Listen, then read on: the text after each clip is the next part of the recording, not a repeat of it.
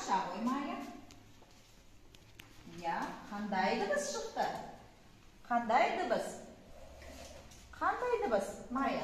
Қ дыбысы. Жақсы, отыра ғой. Жақсы, келесі суретте не бейнеленген? Кім айтады? Лера айта ғой. Бұл не?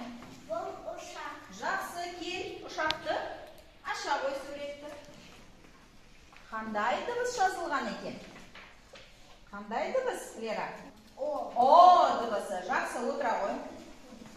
Келесі суретте не бейнеленген? Кәне кім айтады? Тағы және Диана не бейнеленген? Бұл не? Сиыр.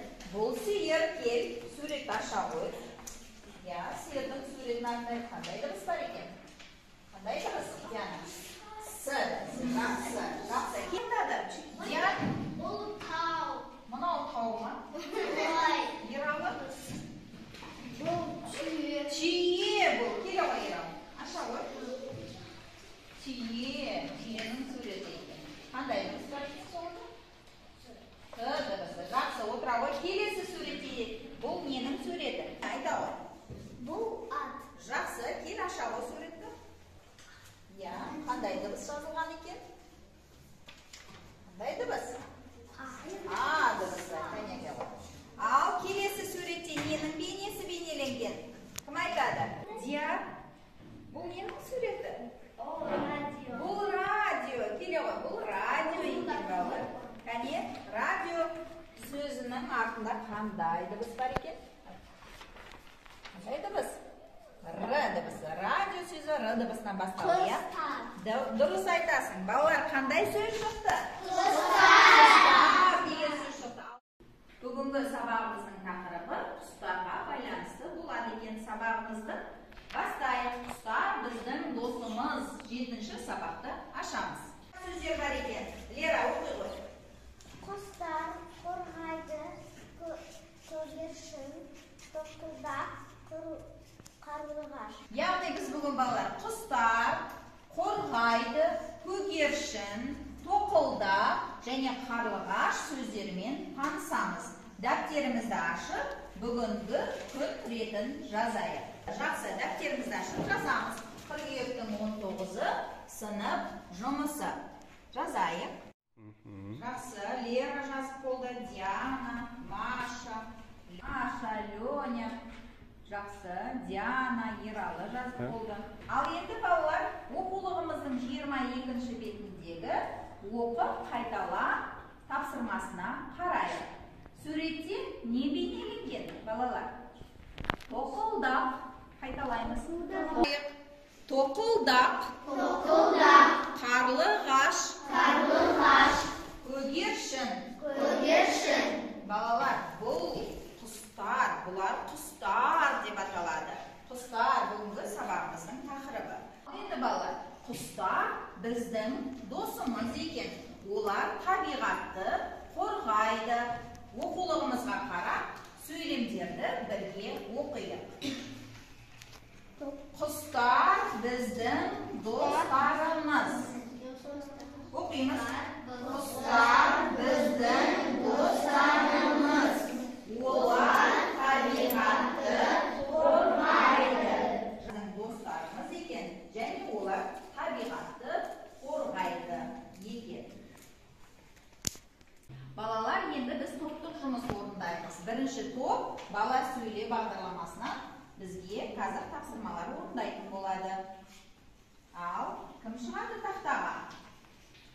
Кім шығады? Ал Майя, келе ғой. Қарлығаш. Ал енді қарлығашты. Міне қарлығаш. Қандай құс? Қарлығаш. Жарайсың, Майя. Майя дұрыс жауап берді ма, балалар? Дұрыс жауап берді. Жұлдызша алады Майя. Жақсы, отыра ғой. Келесі. Костя, келе ғой. Құс аттарын атап және суретін біз орналастыруымыз керек. Аққу. Қандай құс? Қандай құс? Аққу. Таба ғой, аққу. Бұл қандай құс? Аққу деген құс екен. Жақсы, жарайсың Костя. Костя да дұрыс жауап берді. Жақсы. Бүркіт. Қандай құс? Бүркіт. Я, бүркіттің суретін таба ғой. Бұл қандай құс? Рита? Бүркіт. Орналастыра ғой. Дұрыс, жарайсың Рита. Рита да дұрыс.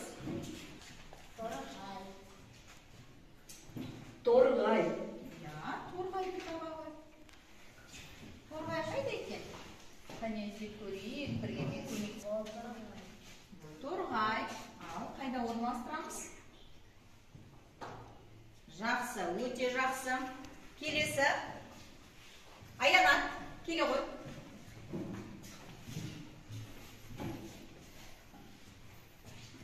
Я, Аяна қандай құсты табады қазір бізге?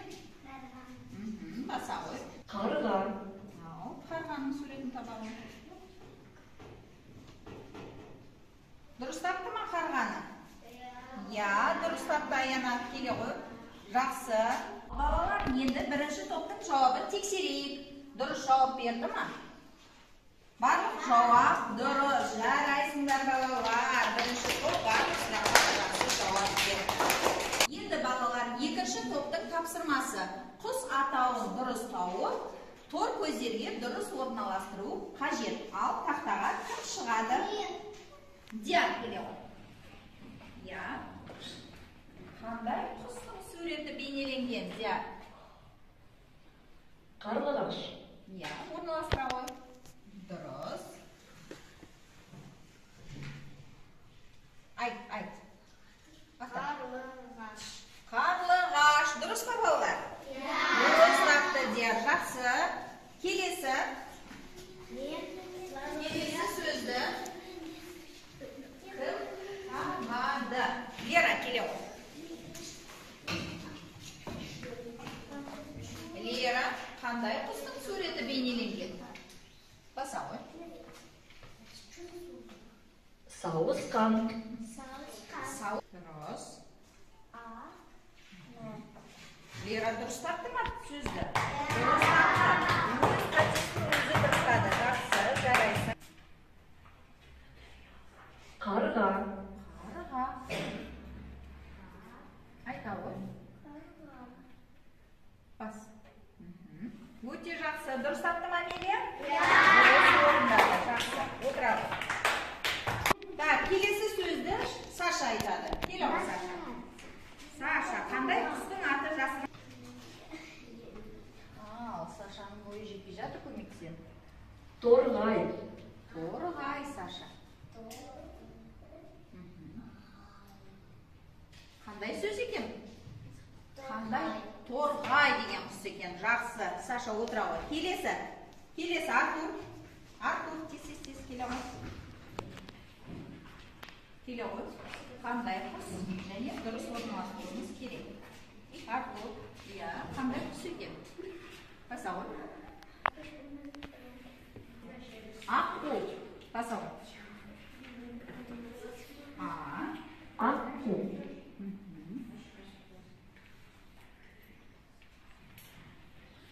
У дыбысын басамыз.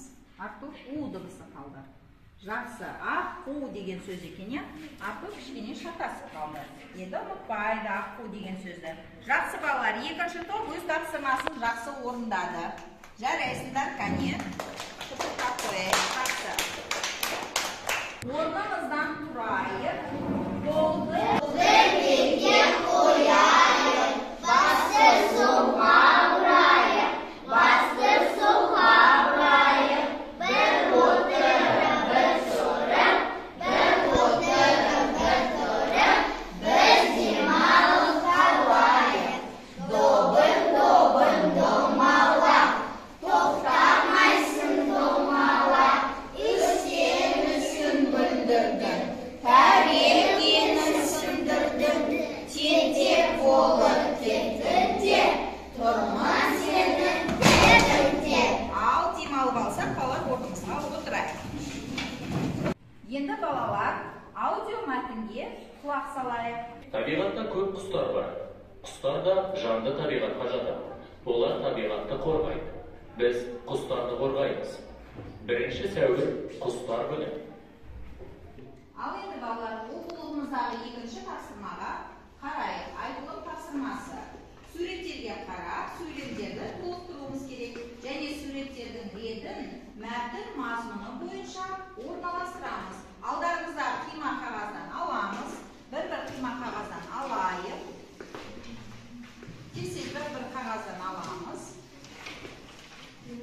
Тыңдаған аудио мәтін реті бойынша суреттерді толықтырып орналастырамыз. Біз құстарды қорғаймыз, иә? Жақсы. Амелия. Тоғайда нелер бар? Нелер бар? Бірінші сәуір қандай екен? Құстар. Бірінші сәуір құстар.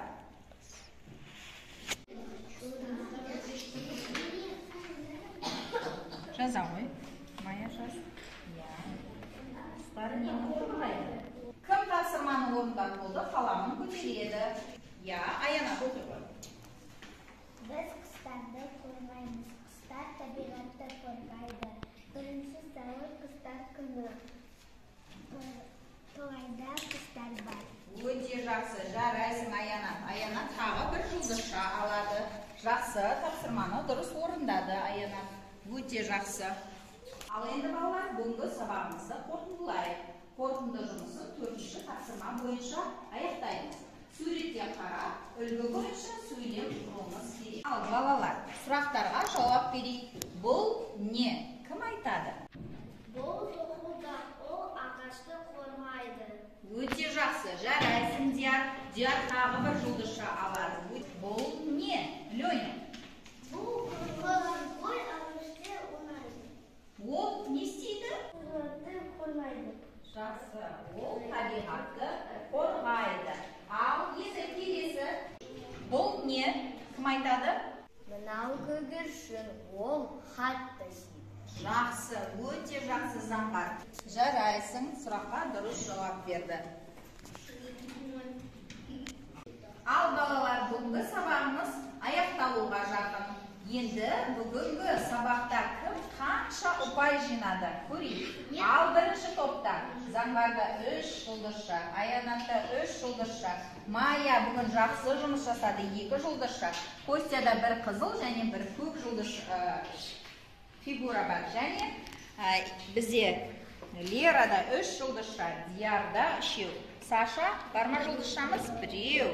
Амелияда 2 жұлдызша бар. Дианада 2 жұлдызша. Балалар, бүгінгі сабақта алған жұлдызшаларына қарай мынадай ұпай алдыңдар. Заңғар 3 жұлдызша 9 ұпай, Аяна 9 ұпай, Майяда 2 жұлдызша 8 ұпай, Лерада 3 жұлдыз 9 ұпай, Дианада 2 жұлдызша 8 ұпай алды балалар. Бүгінгі сабағымызды қорытындылайық. Үйге тапсырма. Оқулығымыздың 24-ші бетіндегі 6-шы тапсырманы орындаймыз. Сабақ аяқталды. Орнымыздан тұра